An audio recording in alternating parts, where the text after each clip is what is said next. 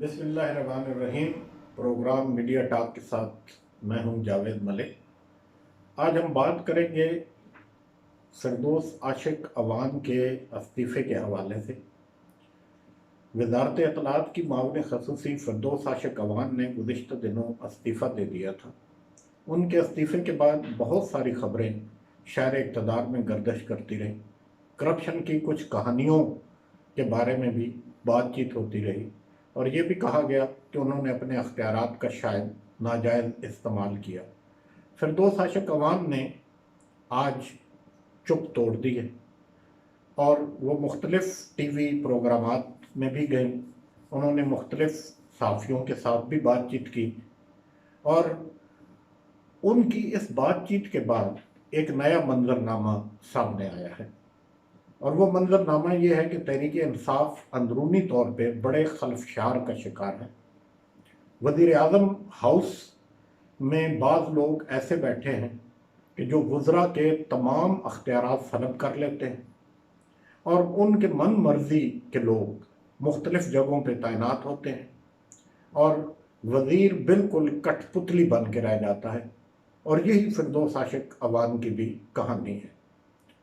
فردوس عاشق اوان کے دور کو مختلف دوستوں نے، مختلف صحافیوں نے، مختلف تجزیہ کاروں نے مختلف انداز میں دیکھا ہے، لیکن میں اپنے تجربات مختصراً آپ کے سامنے لے کے آؤں گا۔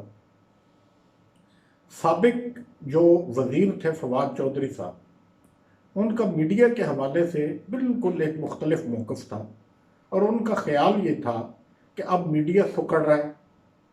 انہوں نے مختلف یونیورسٹیز میں بھی خطاب کرتے ہوئے ماس کام کے اسٹوڈنٹس سے بھی یہ کہا کہ اب اس شعبے میں مزید گنجائش نہیں رہی ہے۔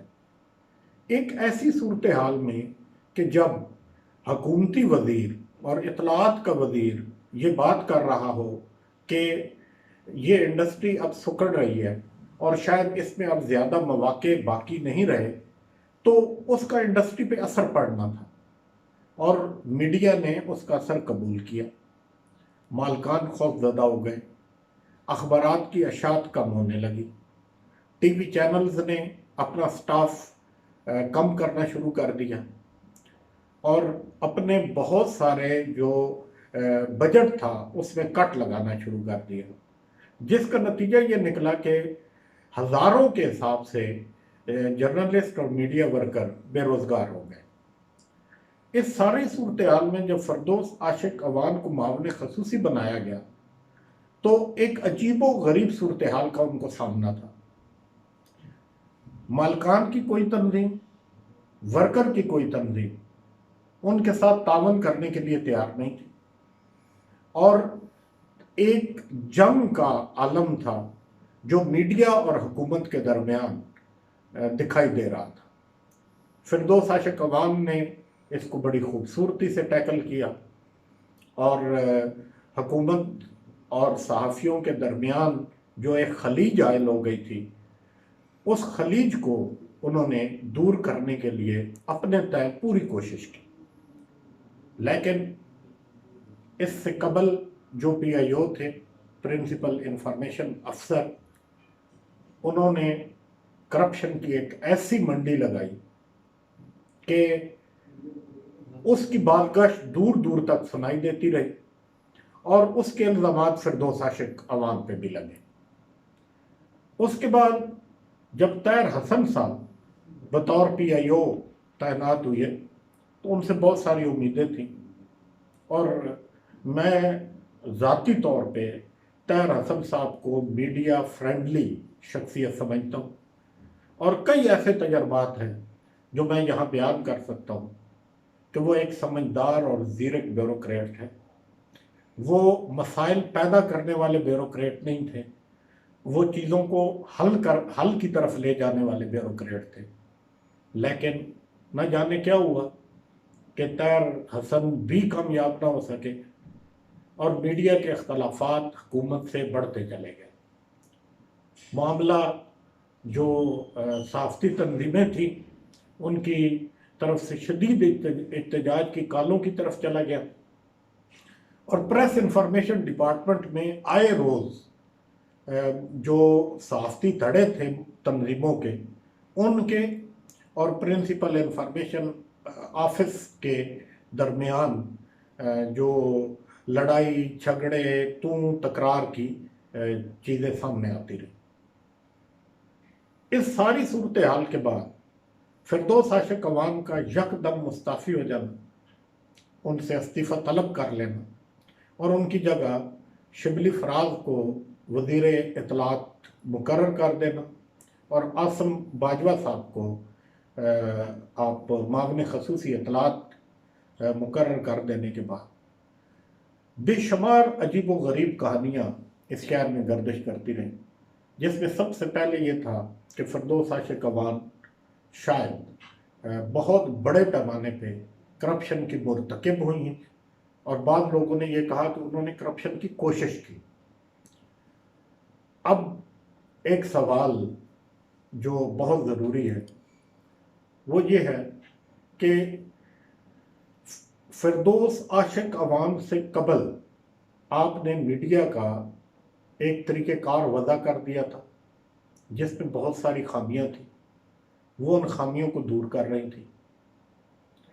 ان کے بارے میں وزیر اعظم کو یہ کہا گیا کہ انہوں نے ایک بڑے ایڈورٹائزر سے اسلام آباد میں گھر کی ڈیمانڈ کی ہے، اور وہ جو بڑے ایڈورٹائزر ہیں وہ وزیر اعظم عمران خان کے بڑے اچھے دوست بھی تھے۔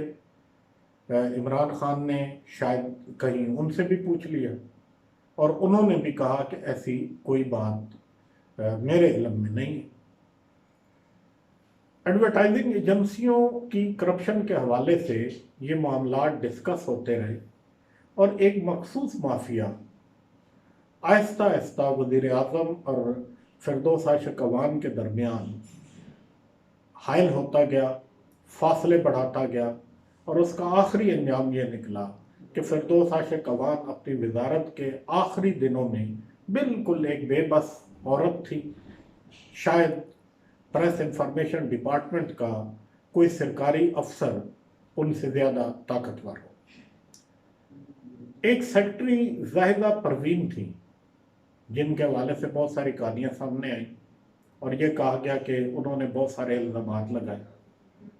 میں یہ ذاتی طور پہ یہ کہہ رہا ہوں، اور میں اس تجربے سے گزرا ہوں کہ زاہدہ پروین ایک اچھی بیوروکریٹ نہیں ہے۔ وہ جس بھی شعبے میں رہی ہیں انہوں نے صحافیوں کے لیے مسائل پیدا کیے، حتیٰ کہ ایک مختصر مدت میں کہ جب وہ رجسٹریشن برانچ کی انچارج ڈائریکٹر یا رجسٹرار آئی تھی، تو انہوں نے صحافیوں کی ناک سے لکیریں نکلوائی تھی، اور ان کا شمار ان بیوروکریٹس میں ہوتا ہے کہ جنہوں نے کوئی کام نہیں کرنا۔ تو اس لیے زاہدہ پروین کے کسی بھی الزام کو میں نہیں سمجھتا کہ اس میں کوئی حقیقت ہو سکتی ہے، یا اس میں کوئی اتنی طاقت ہے کہ اس کے بارے میں بات کی جا سکے۔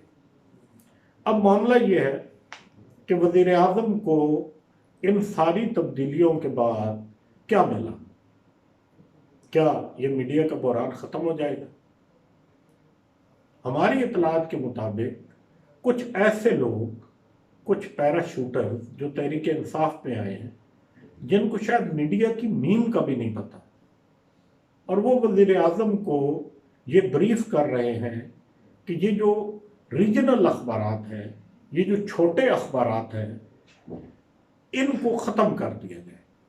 اس وقت 2800 سے زائد اخبارات میڈیا لسٹ ہیں، اور کرونا سے پہلے بھی کرونا کے بعد بے تحاشا اخبارات کی سرکولیشن کم ہوئی ہے۔ ضرورت اس امر کی تھی کہ اس وقت وزیر اعظم پاکستان تحریک انصاف کے اس منشور پہ عمل کرتے جس کے مطابق وہ کہا کرتے تھے کہ وہ چھوٹے درجے کے جو کاروباری ہیں اور چھوٹا جو طبقہ ہے اس کو اٹھائیں گے اور اس کو ہمت، طاقت اور سکت دیں گے، ताकि वो मुल्क की तरक्की में किरदार अदा कर सके। लेकिन वज़ीर आज़म का अभी तक का जो हमारी इतलात है वो रवैया इसके बिल्कुल मुनाफी है। चाहिए ये था कि डिजिटल के दौर के आने के बाद चूंकि अखबारात की सर्कुलेशन कम हुई है, वो अखबारात जो 10-12 हज़ार, 15 हज़ार, 20 हज़ार की तादाद में छपते थे वो अब 2-4-5 हज़ार की तादाद में आ गए। तो आपको एबीसी पॉलिसी रिवाइज करनी चाहिए थी।